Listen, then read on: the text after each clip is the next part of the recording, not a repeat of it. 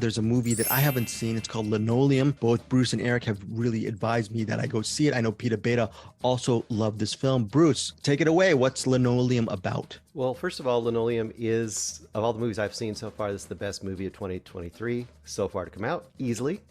Anyway, what is it about? Directed by Colin West, starring Jim Gaffigan as Cameron and maybe somebody else. I don't know if we're going to mention that totally yet. We have Caitlin Nacone, which we just saw in Devil's Peak. She plays his daughter, and you have his wife, Erin, played by Rhea Seehorn. So Jim Gaffigan's character is kind of this middle-aged to slightly older kids science TV program host, but he kind of does it out of his own garage. You know, him and his wife have always had dreams of kind of being part of the space program. In fact, she works at, it's kind of like an offshoot museum, I guess, of like space stuff, rockets and everything.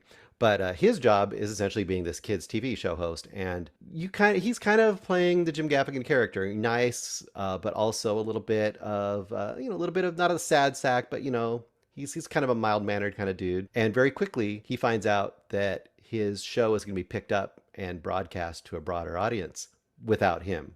They're going to recast somebody else as the main role. Another inciting incident is one day he is riding his bike along the street, and a red Corvette, I believe, if I remember correctly, or a red sports car. A Corvette. Thank you. Pete will be yelling. He'd be like, "It's a Corvette, you idiot!" A red Corvette literally falls out of the sky and lands on its roof in the middle of the road next to him when he's riding his bike down the road. That is kind of the inciting incident, and from there, it's how do we describe this without ruining things, Eric? You don't. That's probably the best way to put it. This movie is a master of tone that could easily go off the rails. This could easily become too whimsical, too quirky. It could go full Wes Anderson. It could go schmaltzy. It could go, and some people might think it goes a little in those territories. I think for me, it rides the line absolutely perfectly. It's got real emotion without getting overly sentimental. It's got fantastic characters. It's got a lot of humor. It's got a ton of heart. And one thing that I also really, really loved about it is, a lot of times the other family members in a movie like this, when it's, kind of mostly about Jim Gaffigan's character, they kind of get short shrift. And I feel like his daughter and her, budding relationship with a young man absolutely are amazing and great. And you really fall in love with those characters. His wife is absolutely a great rounded character that you also fall in love with. Tony Shalhoub plays a small role in here as his not counselor, but his psychiatrist, whatever he is. And he's always amazing. You love to see Tony Shalhoub pop in. This movie is fantastic. And if this doesn't end up in my end of year list, I would be absolutely amazed and happy, because that means we had a ton of great movies after this that I'm not expecting. I think this is a shoe-in. Eric? Well, I would first of all say this is not easily the best movie this year, because this is a movie that came out, or this is the year that came out with Candyland and Compromat. However, I do agree with Bruce on everything else he said. And Tony Shalhoub, first of all, he's like, he's kind of, we mentioned Aaron Eckhart in Ambush. Tony Shalhoub's pretty much a glorified cameo in this, but his character just really sings in this. Michael Ian Black's in it for a little bit, and Rhea Seehorn, if you watch Better Call Saul, she's great. Like, everyone's great in this. Jim Gaffigan, oh my God. So I watched, what was it, Troop Zero, like a couple years ago. Yeah. And Jim Gaffigan's great in that. He's fantastic in this. I cannot stress enough how great Jim Gaffigan is in this, because he plays the two roles. He plays Cameron Edwin, the main character, basically the Jim Gaffigan role that you would expect in Jim Gaffigan in a drama indie type movie.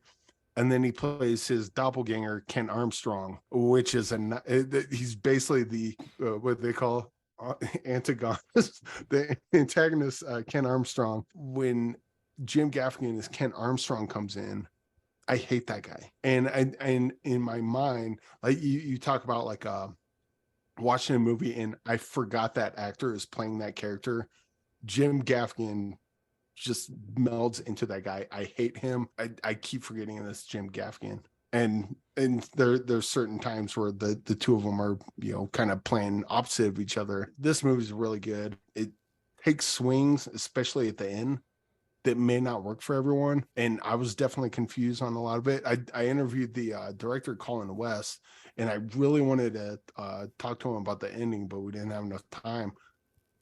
But I think that's to the movie's benefit, because it's kind of one of those endings where a lot of it is left up. It presents itself, but a lot of it's left up to the viewer, and you can kind of sort of thread your own needle in that respect. I really look forward to watching this movie again and kind of decoding it a bit. And go ahead, Bruce. Oh, I was just going to say on the ending part, I would also say that for me, I think the ending just brings it up a whole other, an extra notch, because I could see it not working 100% for people, but I feel like what the ending does that a lot of movies don't necessarily achieve, there's a lot of little breadcrumbs throughout the movie that they could just kind of leave as enigmatic things, or things that don't have to be answered. They're just strange or quirky things in that universe, but they are tied together. Whether or not you understand the exact mechanism of how those things tied together, they are all tied together, I think, in that final sequence. And I think that final sequence is a masterpiece. And I think people who like it are going to love it. And I think people who are a little confused by it will actually feel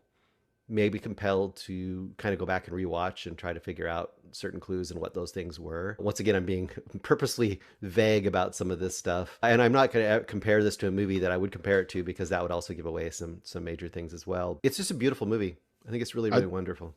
I agree. And I think the cool thing about the ending, even though like when I first watched it, it took kind of a while for me to process, but this movie is like the movie is so confident in what it's doing. Yes. Like sometimes you see something that's confusing, but you get the sense that the filmmakers don't know what they're doing. So it just seems like a mess.